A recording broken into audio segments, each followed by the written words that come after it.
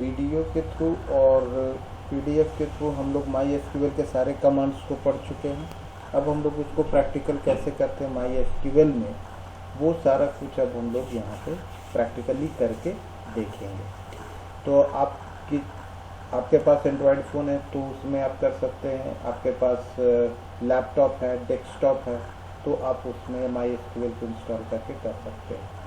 एक ऐप है MySQL का जो हम आप लोगों को वीडियो के थ्रू भेज चुके हैं, आप लोग को बता चुके हैं कि आप घर में अगर कहीं पे भी रहें और आपके पास अगर एंड्रॉयड फ़ोन है तो आप उस ऐप के थ्रू कैसे प्रैक्टिकल कर सकते हैं। ठीक है, तो यहाँ पे प्रैक्टिकल करके हम आपको बताते हैं। सबसे पहले कि अब आप MySQL के अंदर में जाओगे, ठीक है, MySQL को ओपन करोगे पासवर्ड दे करके, उसके बाद फिर आप उसमें क्या करोगे, एक डेटाबेस को क्रिएट करोगे। ठीक है, तो सबसे पहले हम लोग डेटाबेस क्रिएट करते हैं। क्रिएट डेटाबेस, ठीक है, डेटाबेस लॉकडाउन, ठीक है ना, अभी लॉकडाउन चल रहा है, उसी नाम से हम लोग डेटाबेस क्रिएट कर देते हैं। ठीक है, तो कर दिया, लेकिन यहाँ पर एक मैसेज आया कि कैन नॉट क्रिएट लॉकडाउन। क्यों? क्योंकि ये डेटाबेस एग्जिस्ट कर रहा है, यानी कि अगर ये डेटाबेस हमारा पहले से एग्जिस्ट कर रहा है, इसका मतलब है कि आप इस नाम से दोबारा आप क्रिएट नहीं कर सकते। ठीक है, तो इसके दो उपाय हैं, या तो फिर लॉकडाउन नाम में किसी तरह का अल्टरेशन कर दो, 1 2 3 कर दो, आपका डेटाबेस क्रिएट हो जाएगा।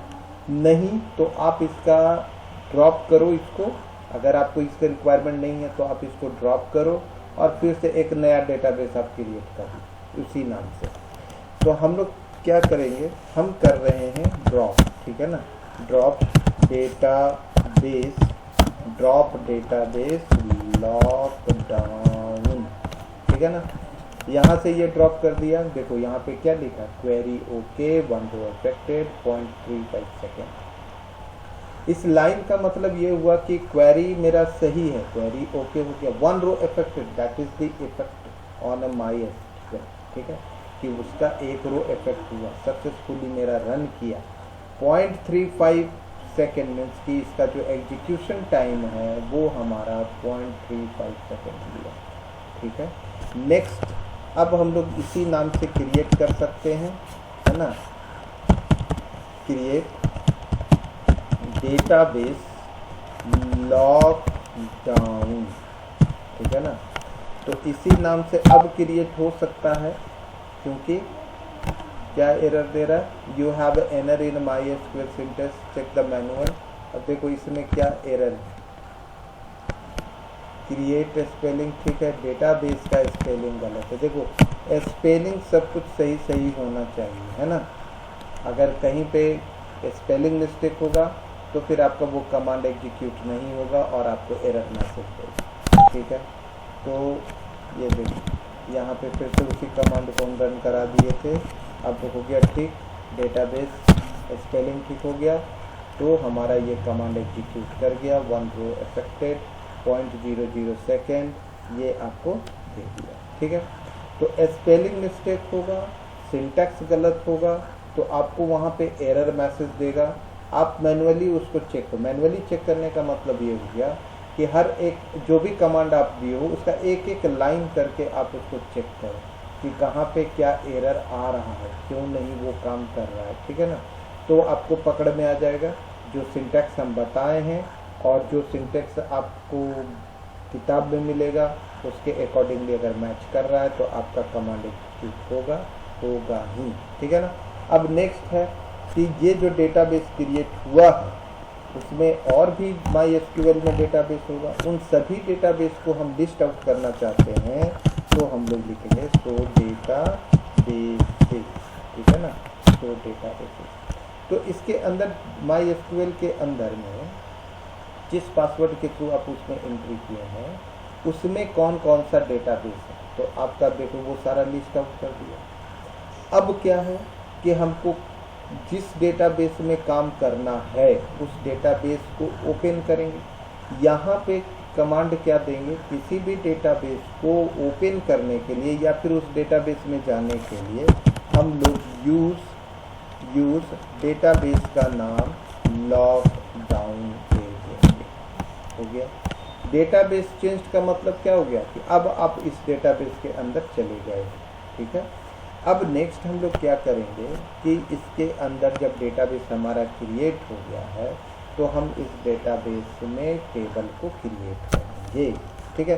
तो एक फॉर्मल टेबल क्रिएट करते हैं और उसमें फिर हम सारे कमांड्स उसी के थ्रू आपको जो भी DDL के सारे कमांड्स हैं उसी के थ्रू हम आपको एग्जीक्यूट करके बतलाएंगे। ठीक है। तो एक फॉर्मल टेबल क्रिएट करते हैं, क्रिएट टेबल स्टूडेंट। ठीक है। और इसमें हम लोग ले लेते हैं SNO। ठीक है। स्टूडेंट नंबर, ये कैसा टाइप हो गया। एक काम करना कि वो गलत नहीं था, लेकिन क्या करना कि क्लियर और मतलब दिखने के लिए या क्लियरली समझने के लिए हर एक कमांड को लाइन बाय लाइन, जैसे हमने यहाँ पे क्रिएट टेबल स्टूडेंट लिखा, फिर ओपन पैरेंथेसिस ब्रैकेट दिया, फिर उसके बाद हम लोग यहाँ पे नेक्स्ट कॉलम को डिफाइन कर रहे हैं। तो SNO इन डेटा टाइप, साइज देंगे हम लोग इसका 4 साइज देगी। अब ये कॉलम दे दिए। इस कॉलम के बाद हमें और भी कॉलम डिफाइन करना है तो कॉमा देंगे। ठीक है। फिर इंटर, दूसरे लाइन में गए, एस नेम दिया और एस नेम हमारा चूंकि कैरेक्टर टाइप होगा इसीलिए इसको हम लोग वेयर केयर ले लिए। इसमें साइज हम लोग 20 दे दिए और भी हमको डिफाइन करना है। ठीक है।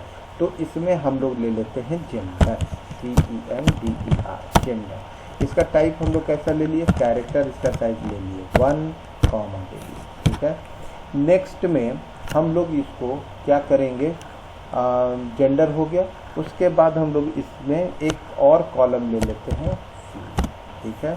और इसका हम लोग साइज ले लेते हैं फ्लोट। इसका साइज ले लेते हैं 8,2 ब्रैकेट बंद।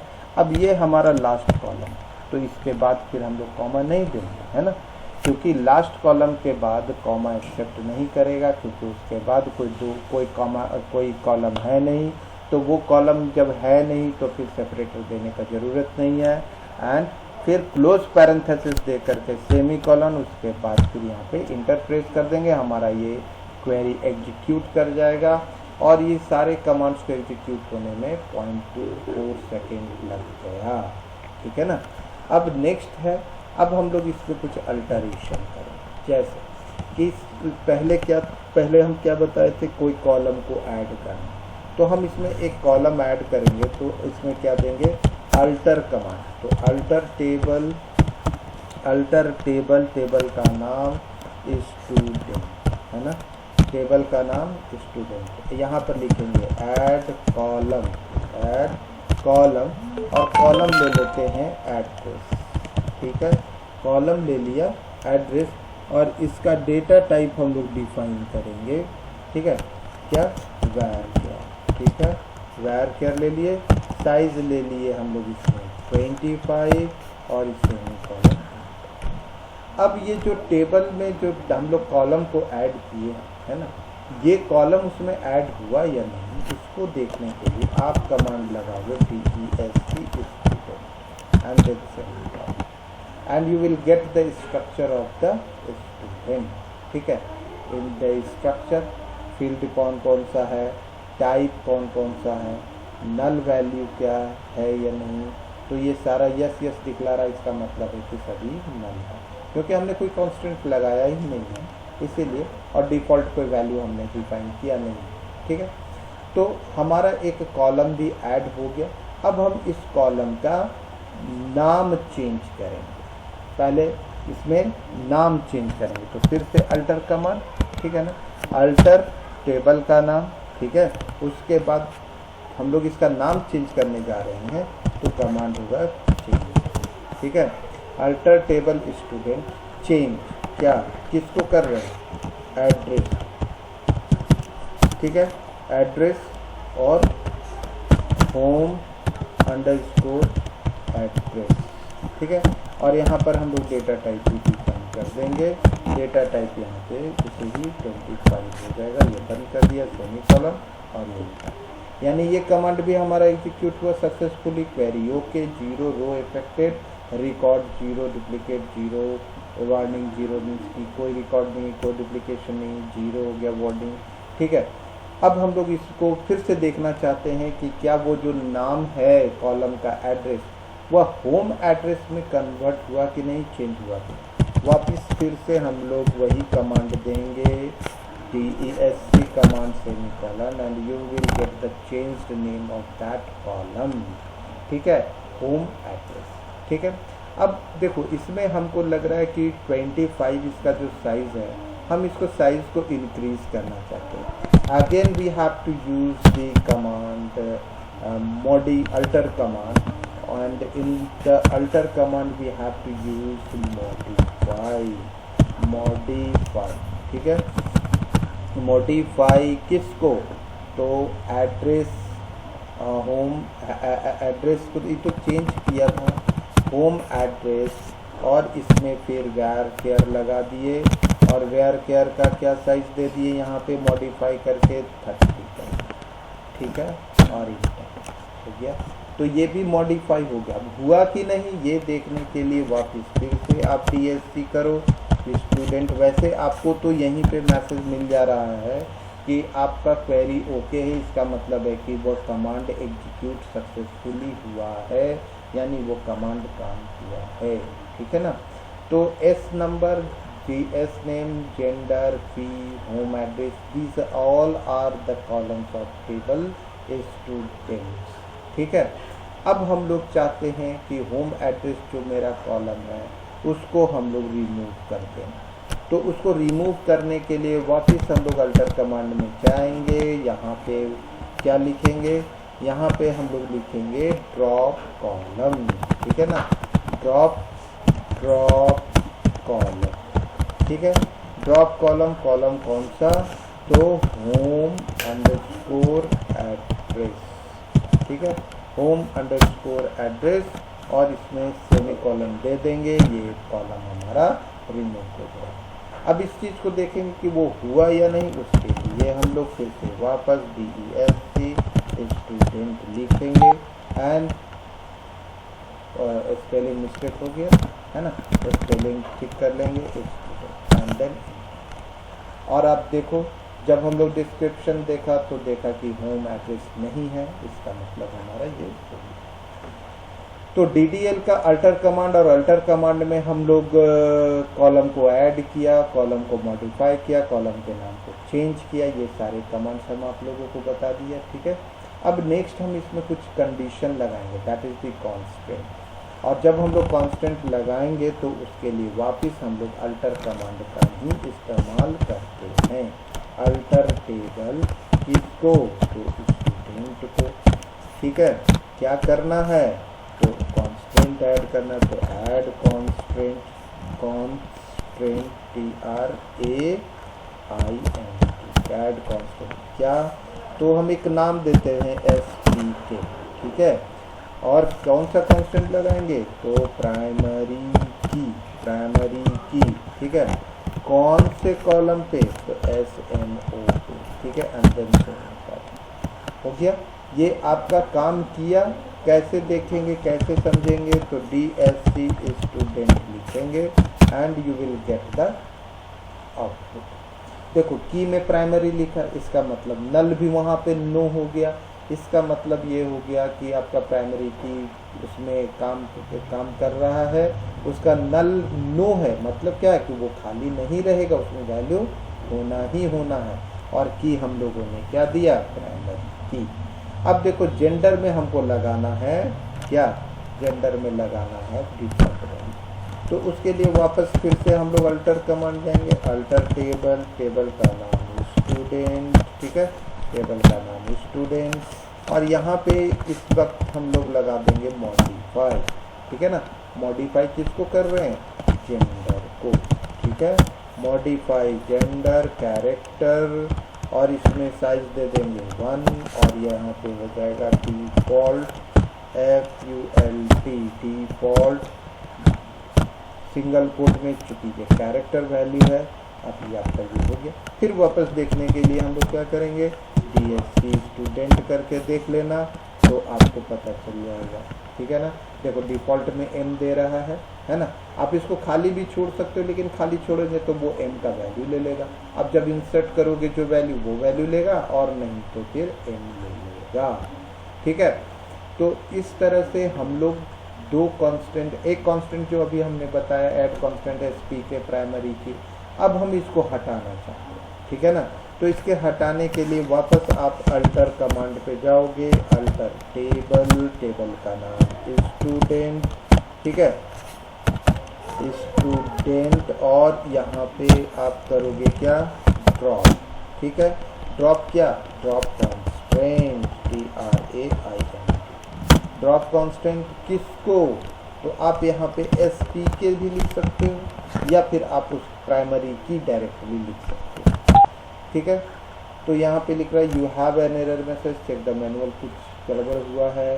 Alter table student drop constant, अच्छा एक काम करते हैं हम लोग, ड्रॉप SP के सिर्फ दे देते हैं और देखते हैं हमारा एग्जीक्यूट होता है। ये भी नहीं, तो ड्रॉप कॉन्स्टेंट की नॉट एग्जिस्ट कह रहा है, तो ठीक है हम लोग इसको ड्रॉप लिख देते हैं प्राइमरी की डायरेक्टरी, ठीक है, प्राइमरी, ठीक है। अब ये हो गया, मतलब कि उसके नाम से ये मतलब कि आपका नहीं हो रहा है, तो आप ठीक है डायरेक्टली आप उसके जो प्राइमरी की है उससे आप उसको ड्रॉप कर सकते हो, ठीक है ना। तो इस तरह से हम लोग कांस्टेंट को भी रिमूव कर दे सकते हैं, कांस्टेंट ऐड करना, कांस्टेंट को रिमूव करना, ठीक है। डिफ़ॉल्ट कांस्टेंट को हम लोग बाद में कैसे अप्लाई कर रहे हैं, तो ये टेबल क्रिएट करते वक्त भी आप कर सकते हो, और टेबल को हटाने के बाद भी कर सकते हो, ठीक है। अब है कि इसमें जैसे टेबल के नाम को चेंज करना, ठीक है ना। तो टेबल के नाम को चेंज करने के लिए हम लोग रीनेम टेबल लिखेंगे, रीनेम टेबल, और ओल्ड टेबल का नाम हम दे दिया स्टूडेंट, इसको हम कन्वर्ट कर रहे हैं टू स्टूडेंट अंडरस्कोर इन्फो, ठीक है। अच्छा स्पेलिंग गलत हो गया है, यहाँ पे रीनेम होगा, ठीक है ना, आ गया। अब आप देखो ये BSC नहीं करना है हमको, क्या करना है, अब हमको करना है तो टेबल, तो इससे हमको इस टेबल का जो इस डेटाबेस में जितना टेबल है वो बतला देगा। इससे पहले हमने जो टेबल बनाया था वो स्टूडेंट था, अब उसका नाम चेंज होकर के स्टूडेंट इन्फो हो गया है। तो इस तरह से हम लोग ये सारा कुछ बना लिए। अब है टेबल को ड्रॉप करना, ठीक है ना। तो जो सारा टेबल हमने बनाया है उसको हम ड्रॉप कर सकते हैं with the help of drop command, drop table, drop table. अब क्या लिखेंगे, स्टूडेंट अंडरस्कोर इन्फो, क्यों, क्योंकि स्टूडेंट नाम तो रहा नहीं, अब स्टूडेंट इन्फो हो गया, तो स्टूडेंट इन्फो करके हम लोग उसको रिमूव कर देंगे, आपका टेबल हट जाएगा। ये चीज़ देखने के लिए हटा कि नहीं, आप क्या करोगे, शो टेबल्स करोगे, ठीक है ना, शो टेबल्स करोगे, and then you will get the output there is no table, ठीक है। उस कॉलम, उस डेटाबेस में एक ही टेबल था, वो था आपका स्टूडेंट इन्फो, ठीक है। पहले स्टूडेंट था, उसका नाम चेंज कर दी स्टूडेंट इन्फो में, और उसके बाद हमने उसको रिमूव भी कर दिया, तो वह भी चला गया। तो अब हमने DDL का पढ़ लिया, क्रिएट करने का कमांड, अल्टर करने का कमांड, अल्टर में जितने भी तरह के थे डिफरेंट टाइप वो सारे पढ़ लिए। उसके बाद हम लोगों ने शो पढ़ा, शो टेबल डिस्क्रिप्शन पढ़ा, शो डेटाबेसेस पढ़ा, मीन्स कि DDL के लगभग सारे कमांड्स हम लोगों ने कर लिए हैं। एक बच रहा है ट्रंकेट, तो चूंकि इसमें रिकॉर्ड है नहीं तो वो हम नहीं बता सकते हैं, तो जब हम लोग रिकॉर्ड डालेंगे तो उसके थ्रू भी ट्रंकेट से हम लोग वो डेटाबेस को रिमूव कर सकते हैं, ठीक है। तो नेक्स्ट वाले वीडियो में, नेक्स्ट वाले प्रैक्टिकल वीडियो में हम रिकॉर्ड को इंसर्ट करके उसको कैसे एक्सेस करते हैं, ठीक है, वो सारा बतलाएंगे। ओके।